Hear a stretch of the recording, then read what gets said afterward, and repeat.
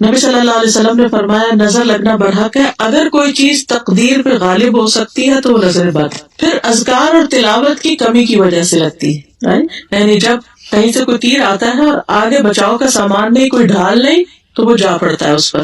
اور اسی طرح صبح شام کی حفاظت کی دعائیں جو ہیں وہ بھی بہت ضروری ہے.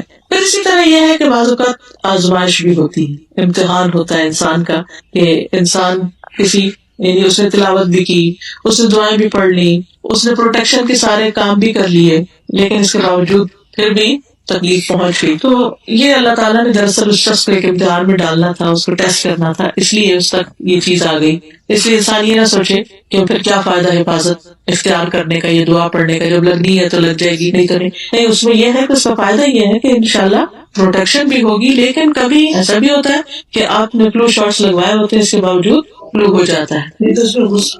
جی ہاں. اب یہ کہ جو جسمانی بیماریاں ہوتی ہیں وہ عام طور پر کیا ہوتی ہیں، اس میں چہرے کے داغ دھبے وغیرہ، جیسے نبی صلی اللہ علیہ وسلم نے اس بچی کو چھائیاں دے کے کہا تھا کہ اس کو نظر لگی ہے. بچوں کا بلا وجہ رونا، وداؤٹ اینی ریزن، کھا بھی لیا، سو بھی لیا، سب کچھ کر لیا، روئے جا رہے چپ ہی نہیں کر رہے، اور انسان کو سمجھ نہیں آتی بات. تو آپ نے دیکھا ہوگا آپ سب نے جو بچے پالے ہیں، کبھی کبھی ایسا فیز آ جاتا ہے کہ ماں بھی تنگ آ جاتی ہے اور اٹھا کے پھینک دیتی ہے، اچھا جاؤ رو لو، پھر تم کسی چیز سے بہل ہی نہیں رہے، چپ ہی نہیں ہو رہے، وجہ بھی نہیں بتاتے. تو بنیادی طور پر وہ ان کے اندر ہی کوئی ڈسٹربنس ہوتی ہے. حضرت عائشہ کہتی ہے کہ ایک مرتبہ نبی صلی اللہ علیہ وسلم تشریف لائے تو ایک بچے کے رونے کی آواز سنی. آپ نے فرمایا یہ بچہ کیوں رو رہا ہے؟ کیا تم نے اس کو نظر بد کا دم نہیں کیا، نہیں کروایا؟ یعنی کہ اس کو دم کرو، کیونکہ یہ نفسیاتی طور پر ڈسٹرب ہے. پھر بچوں کی کمزوری، یعنی کھانے پینے کے باوجود ان کی صحت نہیں بنتی، کمزور. اسماء بنت امیس کہتی ہیں کہ نبی صلی اللہ علیہ وسلم نے اسماء بنت امیس کو کہا کہ میں اپنے بھائی کے بیٹوں کو جا کر، جو تھے آپ کے کزن تھے، ان کے جسموں کو دبلا پتلا دیکھتا ہوں، کیا ان کو کھانے پینے کو نہیں ملتا، ان کو فقر و فاقہ ہے کچھ؟ تو انہوں نے کہا کہ نہیں، انہیں بہت جلد نظر بد لگ جاتی. آپ نے فرمایا انہیں دم کرو. تو انہوں نے آپ صلی اللہ علیہ وسلم کے سامنے چند کلمات پڑھے، تو آپ نے فرمایا ان سے تو ان کو دم کرو، یعنی یہ کلمات پڑھ کے. پھر اسی طرح بعض اوقات انسان کے اندر نفسیاتی امراض پیدا ہو جاتے ہیں. بعض اوقات انسان اونچائی سے گر پڑتا ہے، یعنی مقام کی اونچائی ہو یا پھر ویسے فزیکلی کہیں چڑھا ہوا ہے، اچانک نیچے آ گرتا ہے. حدیث میں آتا ہے، نبی صلی اللہ علیہ وسلم نے فرمایا کہ بسا اوقات ایسا ہوتا ہے کہ وہ اونچی جگہ پر چڑھتا ہے پھر وہاں سے گر پڑتا ہے. ایک اور حدیث میں آتا ہے مسند احمد کی کہ یہ اوپر چڑھنے والے کو پھسلا دیتی ہے، سلپ کروا دیتی ہے. کبھی شدید بیماری بھی لگ جاتی ہے اور انسان کی جان خطرے میں پڑ جاتی ہے. عبداللہ بن عامر کہتے ہیں کہ عامر بن ربیعہ اور سہل بن حنیف دونوں غسل کرنے کے ارادے سے نکلے اور دونوں کوئی اوٹ تلاش کر رہے تھے. تو سہل نے اپنا اون کا جبہ اتارا، یعنی کوٹ اتارا.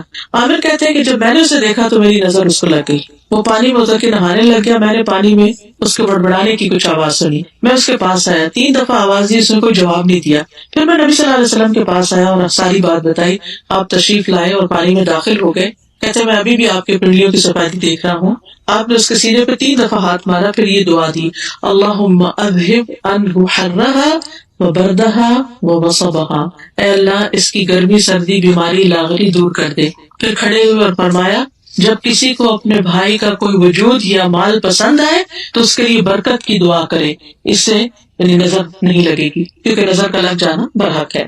اسی طرح کچھ اور علامتیں بھی ہیں، سر دکھنا بغیر کسی وجہ کے، بخار کا ہو جانا، کبھی کندھوں میں درد ہونا، اس طرح کا کہ جیسے کوئی جلن ہو، یعنی کہ یوں لگے جیسے 2 کندھوں کے بیچ میں جیسے کسی نے کوئی گرم چیز رکھی ہوئی. یعنی ایک تو ہوتی ہے درد اور ایک ہوتی ہے درد کے ساتھ ایک برننگ فیلنگ، جلن سی. پھر اسی طرح نیچے والے حصے، پیٹھ کے نیچے والے حصے میں درد کا ہونا، قرآن سنتے ہوئے جمائیاں آنا، سننے میں یا پڑھنے میں قرآن میں دل نہ لگنا. اسی طرح ٹھنڈک میں بھی گرمی لگنا، اور کبھی الٹا کہ گرمی میں ٹھنڈک لگنے لگ جانا. بالوں کا اچانک گرنا شروع ہو جانا، پورے رٹیں جو ہیں وہ اترنا شروع ہو گئی ہیں. فوکس کھو دینا، فوکس نہ ہونا، کبھی وزن کا اچانک کم ہو جانا، بھوک نہ لگنا، کبھی چیز کو حفظ یاد نہ کر سکنا. یعنی بچے ہوتے ہیں نا حفظ رہے قرآن حفظ کر رہے ہوتے ہیں، کبھی آپ نے ایکسپیرینس کیا ہو، کرتے کرتے جا کے کسی ایک سپارے پہ ایسا اٹکتے ہیں آگے نہیں بڑھ پاتے. بعض تو بچے چھوڑ ہی دیتے ہیں اور بعض رو دھو کے اور پھر دوبارہ کبھی شروع کرتے ہیں.